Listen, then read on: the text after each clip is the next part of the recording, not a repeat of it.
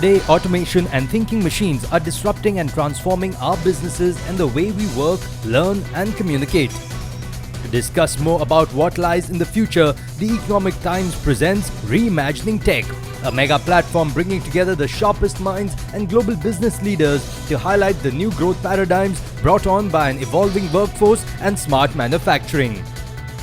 First up, Dr. Manish Kumar of NSDC shared his views on the significance of diversity in the 21st century to engage the workforce. Diversity is something which has driven the world over the last 102 years. And look at the technology today, and a pandemic which actually locks down the world, and still we are talking, still we are able to communicate. So that's the power of diversity, bringing in something totally new to the world. As human society, we are evolving on a continuous basis. We are finding that there is more and more automation that's happening globally. There is artificial intelligence, which is coming in a very big way. Many of the jobs that we have today is going to change. The changes are very real, and the changes are rather fast. New kind of skills that is coming in, which includes creativity, collaboration, persuasion, adaptability, emotional intelligence. These are kind of things which becomes very, very critical for the future. So when we look at diversity and look at this changing world, there are a few things which comes to my mind. One is the mental model that individuals bring. Please hire people who don't think like you, because you can think as you think, but you need people who think differently. And a second thing, it's important that we get female labor force participation high in India for our economic dreams. A third thing, I think, is diversity is automatically coming in because of the technological changes that's occurring in the world, and it's wise to be aware of that, because I think the companies will need to adapt to that.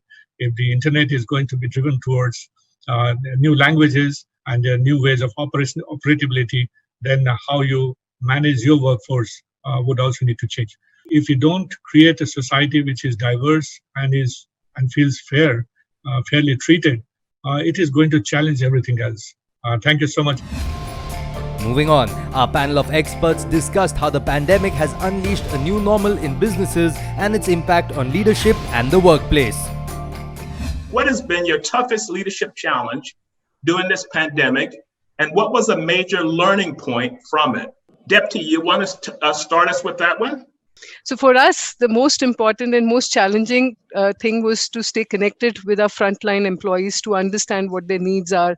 And the second biggest challenge that came our way was the fact that we wanted to really get real-time feedback about how are they feeling, what are their stress levels, are there things that we can do differently for them. What helped us was that we all came together as a team and we started working backwards from our most important customer, which are our employees. Amish, give us your insights.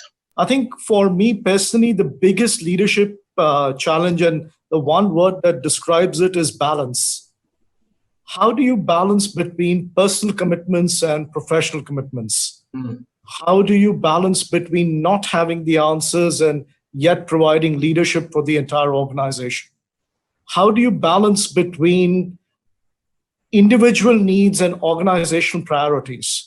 So, Priyanka, give us some insights from your side. When we were confronted with this pandemic, as leaders, we chose to reshape the situation and take it as an opportunity versus a crisis. The golden word here was, how did we strike an ideal optimal balance between being empathetic as well as ensuring that we are getting business continuity to not get impacted. So with those two together, we continue to look at the situation. Leaders had to step up and create that safety net of employee well-being for our employees. So we ensured that leaders were both connecting, communicating, as well as we were trying to understand what do they need from us to provide the right ecosystem to stay productive. How are you maintaining engagement for your workers? Yuvaraj. We work on a approach of creating a pride in the organization with a part of the organization you are. We are the ones who basically conceptualized and designed the Arogya Setu, which most of us are using. And we presented it to government, Prime Minister's office, Niti Aayog. A whole set of 40 to 50 people were working on this project diligently, morning till evening. So creating a pride in the minds of employees that you are a part of a great organization which is contributing at a national level. We also activated a lot of our CSR activities in work with respect to COVID-19 support. Ira. At Microsoft, we are very fortunate. Our purpose is to empower every person and every organization on the planet to achieve more. We pivot to that all the time. And in this time more than ever, because that's exactly what we are trying to do. That's exactly what we are calling upon employees to do, is to empower the planet to achieve more at this really sort of strange, unprecedented time. And so we pivot a lot, and we are trying to lift up thinking a lot to purpose. And that creates engagement. What changed for you, and what will you possibly change going forward? Adesh. The workforce is going to become much more distributed as it becomes more virtual. Right? So I think, when people tend to work like that permanently, how do you then engage them at a personal level, right? Life can't be just virtual. It's really a person-to-person connect is very, very necessary. And new employees, we've hired 200 new employees during the COVID times. Now, they haven't met a single soul yet.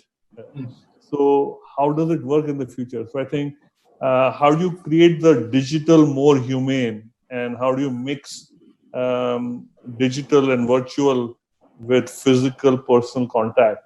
I think is going to be the big challenge. Amit. I think the COVID phase is already being treated as the biggest real life lesson in leadership development that there ever has been, I think, for organizations. Yes. I think for us in the insurance industry, there are shifts that are definitely there, and these are all shifts for the better. They've disrupted the industry pretty significantly, and there are several, innovations and creative people practices arising out of those, which will, shape our ways of working in the future for the HR community as a whole. Thank you for that. Next up, in an exclusive interactive chat, Indrajit Belgundi of Dell Technologies shared his insights on how to build a next-generation digitally enabled workforce. The coronavirus pandemic has led to a lockdown globally. Majority of people are working from home. Therefore, the technology impact has come in a lot. Will this lead to this amalgamation of humans and digitization for the workplace, for businesses, for the way ahead? We see multiple acceleration points coming in because of the challenging situation which we all are in. We will definitely have a larger remote workforce, expanding talent pools, and reducing environmental impact as well. Now, based on the research which we have done, approximately 40% of organizations expect that expanded work from home policies to remain in place for long period of time or permanently as well. Every business has these employees, or rather people who work for the business but who might not be employees. The team building part usually used to happen physically in, say, office space, connecting with the teams. Now it's all happening digitally. It's all happening on technology. Any thoughts that you have on how it will impact these people who are not, so to say, not employees in the technical, in the legal sense of word, but they are important contributors to a business? What we have been doing is we are including all the team members in our team meetings as well, right? Right. And which we do. We have been doing town hall meetings, all hand meetings. So we shouldn't differentiate between the team members, and that's where they will also feel inclusive, right? They're part of the one organization. In this situation which we are in, the team members have come much more closer to each other. There is strong bonding which has happened, and I believe this bonding will go a long way. Your final thoughts on this digitally enabled workforce needs to have to make a mark for itself in the way ahead, to strive for the way ahead now, since in this new world that we're living. First and foremost, we have seen do it light scenario happening, right? From do it light, it became as a do it right way. But according to me, the third way, which will drive further innovation to create the best work from home experience, that will be the key, right? So this is making sure team members have the right apps, right services which they need for contactless IT experience, just as powerful, if not better, than what they would have experience on site, right? And giving users or team members the ability to do their best from anywhere in the world, right? So having the right device, having the right services, right security, right manageability features, and then end-to-end services and apps. That's going to be the key. Fantastic. Well, thank you so much, Indrajit, for talking to us. It was an absolute pleasure. Thank you so much. In these unprecedented times, organizations need leaders who can create clarity for their employees, generate energy about what the future holds, and deliver success despite the ambiguity. While many companies have made and are making the transition to working remotely, the future of work will be, to my mind, a hybrid one. Technology will play an important role, not only in keeping us productive, but also, we hope, to helping us to innovate and create a world that is better despite the safety and security concerns that we are contending with today. It's a new world, absolutely. And I think we should probably graduate from using the phrase new normal. We adjusted pretty quickly to this new normal, where we were working remotely and using technology to connect. But I think, as we move forward, it's clear that COVID is not going away. We are entering a new world of work. And the old days of what we would call presenteeism, the importance of being face-to-face every day, it's quickly changing. And leaders are faced with the challenge to embrace this new world and also embrace technology. Technology enables us to do things we weren't able to do face-to-face. Now, of course, the nature of being human is that we also need the touch. So it's important to use technology for touch. And frankly, that's been my guiding mantra as we move quickly into a world of tech for touch, that crisis brings opportunity to rethink the way we work, to rethink the way we interact. But at the core of all of that is about being connected. From a Dell Technologies perspective, we have established a connected workplace program way back in 2009 to give employees the flexibility to choose a work style that best balances their professional as well as personal commitments, right? And over a period of time, it has indeed become a core component of our culture. And with the vast majority of our global team members working remotely in some capacity, uh, I believe following are the key points basis our experience which we have seen. First and foremost, it's on technology, right? So the start with a strategy that puts the employee first. Second is access the current technology footprint. Provide the right technology, whether it's a devices, peripherals, applications, security, and importantly, connectivity to enable workers or the users to collaborate regardless of where they are or regardless of the location. Next one is simplify IT consumption. Meaning from an IT perspective, it's important to deliver quicker, more efficient services using automation and self-service to provide a faster way for employees to consume IT. Next one is security. It's incorporate security as an integrated part of the organization business strategy, right? Security needs to be connected to the people, processes, and technologies behind the organization. Next, very important point, that's on human resources. The users or team members are the backbone of the organization. So as remote working might be a cultural shift for individuals or the organizations as we move ahead, it is best to use the power of data analytics to drive decisions. And a combination of all of these will help the organizations attract, retain the best talent, right? And definitely protect the health and safety of the team members and balance the need to help customers and keep the businesses running. It's going to be important one.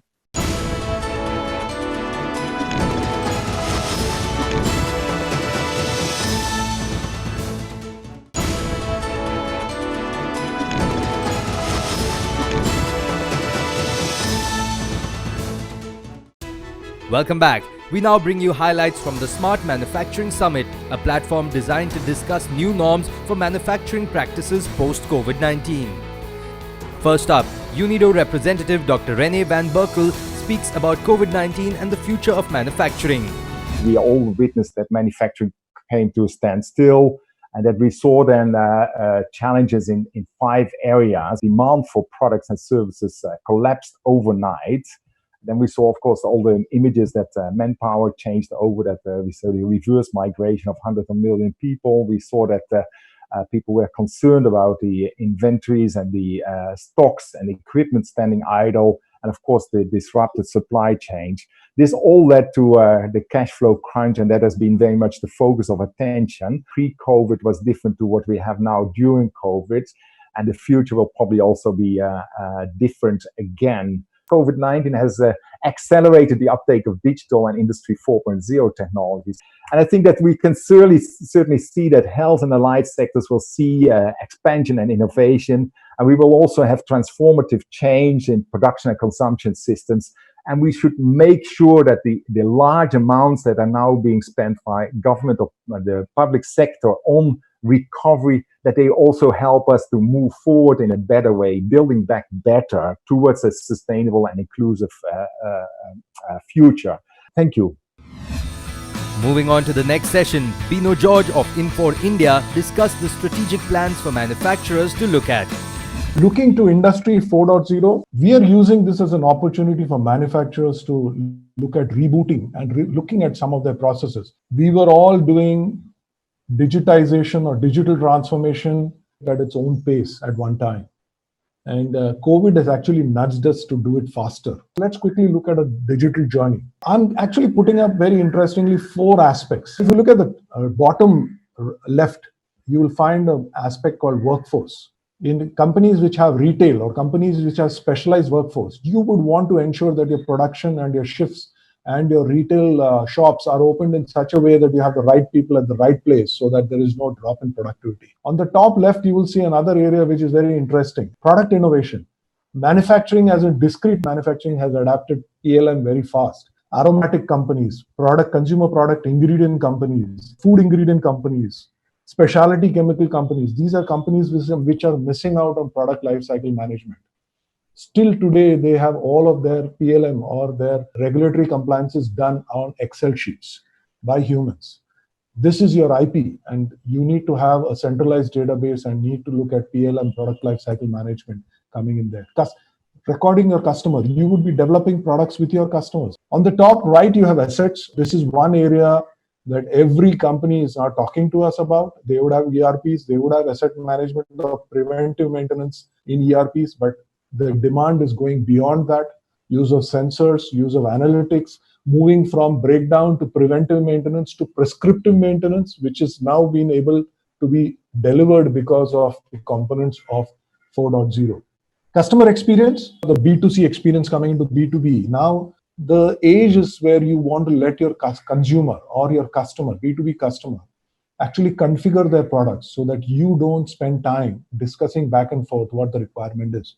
And looking at new services lines, service lines to generate revenue. Next up, a panel of experts gathered together to deliberate on whether India has passed the 4th industrial revolution and is it leaping towards 5.0. Let's listen in. Talking about is Industry 4.0 already past that? And given that Industry 4.0 is the introduction of connected devices, data analytics, and AI technology to automate processes further, I want to ask the panelists, has Industry 4.0 gone out of fashion? There's a long way to go, at least for India. If you ask me what's the penetration level of Industry 4.0 in our country today, I would be really shy to put a number to it. So there's a long way to go. Not talking about connected machines for sure. We have which are back talking to each other, which we call it ERP. So the penetration of ERP, if you look at in SME sector, it also has a long way to go. So there are plenty of things to touch upon to say Industry 4.0 is a passé. I think it's the beginning. How about you, Mr. Singhal? Coming from my industry, which is the FMCG foods business, I think that the journey has just started. From a packaged food perspective, there is a way to go in terms of implementing some of the things from Industry 4.0. Mr. Agarwal. Yeah, it has started. Definitely, it has not gone passé. And it has started in a very well way. And I believe there is a long way to go. And definitely, Industry 4.0 is improving the productivity and efficiency. It is eliminating loss from the shop floor. And what I see the opportunity going forward is to attach it with the customization and personalization of the products, and that, like human and machines, can definitely improve the overall manufacturing scenario. Mr. Raju, what about you? I am a bit of a different industry because it's chemicals, core chemicals and fertilizers. I come from that plants. It's a big struggle to move into the 4.0. We have started, we have made small steps towards that. In one of the plants, started this in a big way, and we expect results maybe in 6 months from now.